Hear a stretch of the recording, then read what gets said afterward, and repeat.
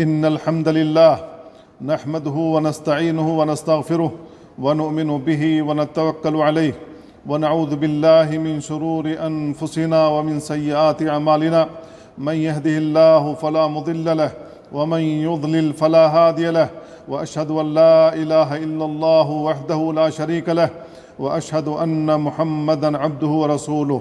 أما بعد، فأوصيكم ونفسي بتقوى الله عز وجل، فمن اتقى وأصلح فلا خوف عليهم ولا هم يحزنون. عباد الله، إنها أطيب ما في هذه الدنيا، وهي محركة القلوب إلى علام الغيوب، إنها محبة الله. وإذا غرست شجرة الحب في القلب سقيت بماء الإخلاص ومتابعة الحبيب، أثمرت أنواع الثمار وآتت أكلها كل حين بإذن ربها. قال ابن القيم رحمه الله: المحبة شجرة في القلب، عروقها الذل للمحبوب، وساقها معرفته، وأغصانها خشيته، وورقها الحياء منه، وثمرتها طاعته، ومادتها التي تسقيها ذكره. وليس في الوجود ما يستحق أن يحب لذاته إلا الله عز وجل، ومحبة غيره تبع لحبه. وأعظم المحبة محبة المؤمنين لربهم. قال تعالى: والذين آمنوا أشد حبا لله. ولما كثر المدعون للمحبة طولبوا بإقامة البينة، فهرب البطالون وأقبل المحبون. قال تعالى: يا أيها الذين آمنوا من يرتد منكم عن دينه فسوف يأتي الله بقوم يحبهم ويحبونه. ومحبة الله نور يقذفه الله، فاطلبوها من الله. ومن دعاء النبي صلى الله عليه وسلم: اللهم إني أسألك حبك وحب من يحبك والعمل الذي يبلغني حبك. ومطالعة نعم الله تقوي محبة الله، فالقلوب مجبولة على حب من أحسن إليها، فأحبوا الله لما يغذوكم من نعمه. وعلامة حب الله دوام ذكره، لأن من أحب شيئا أكثر ذكره.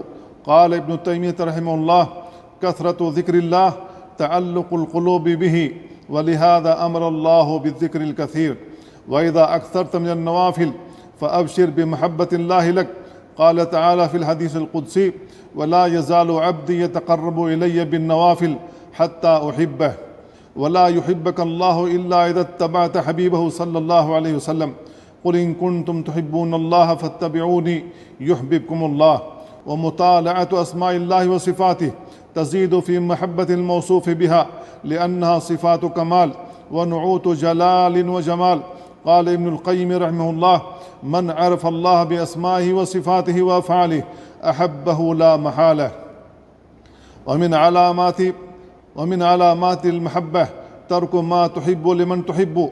والنبي صلى الله عليه وسلم أحب إلى المؤمن من كل مخلوق. وفي الحديث: لا يؤمن أحدكم حتى أكون أحب إليه من والده وولده والناس أجمعين. وقال صلى الله عليه وسلم: من أشد أمتي لي حبا ناس يكونون بعدي يود أحدهم لو رآني بأهله وماله. والقلب الفارغ من محبة الله يبتلى بعذاب العشق والتعلق بالخلق، فإذا امتلأ بمحبة الله عافاه من ذلك كله، وأذاقه حلاوة الإيمان، وصرف عنه الإثم والعصيان. قال تعالى في حق يوسف عليه السلام: كذلك لنصرف عنه السوء والفحشاء إنه من عبادنا المخلصين. بارك الله لي ولكم في القرآن العظيم، ونفعني وإياكم بما فيه من الآيات والذكر الحكيم. أقول قولي هذا وأستغفر الله لي ولكم ولسائر المسلمين من كل ذنب، فاستغفروه إنه هو الغفور الرحيم. الحمد لله على إحسانه، والشكر له على توفيقه وامتنانه، وأشهد أن لا إله إلا الله وأن محمدًا عبده ورسوله. عباد الله، إن الله إذا أحب قوما ابتلاهم، وذلك لمصلحتهم، فإن عامة مصالح النفوس في مكروهاتها. وإذا أحبك الله أحبك أهل السماء، ووضع لك القبول في الأرض، وحفظ جوارحك، وأجاب مطالبك.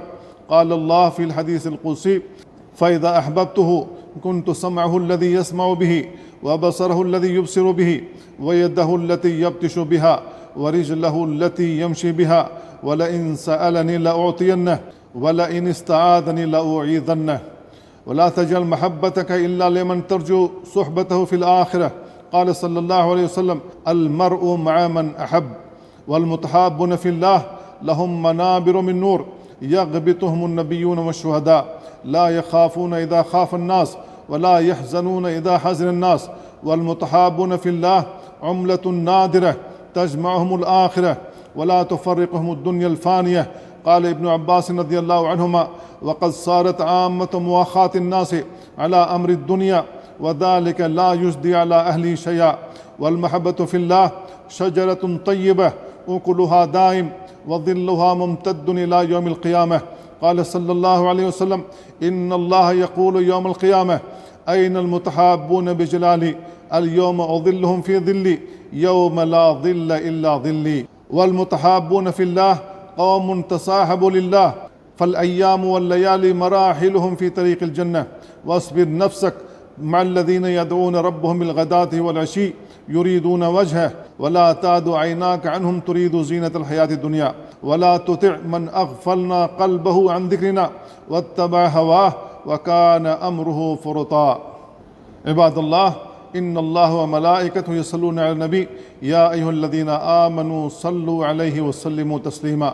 اللهم صل وسلم وزد وبارك على نبيك محمد صلى الله عليه وسلم.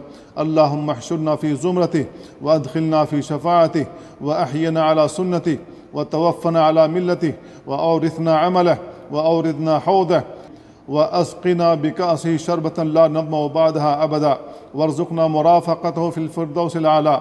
اللهم ارض عن الخلفاء الراشدين أبي بكر وعمر وعثمان وعلي، وعن الصحابة والتابعين ومن تبعهم بإحسان إلى يوم الدين.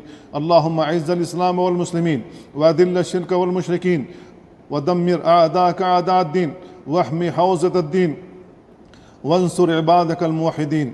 اللهم فرج هم المهمومين ونفس كرب المكروبين واقض الدين عن المدينين واشف مرضانا ومرضى المسلمين.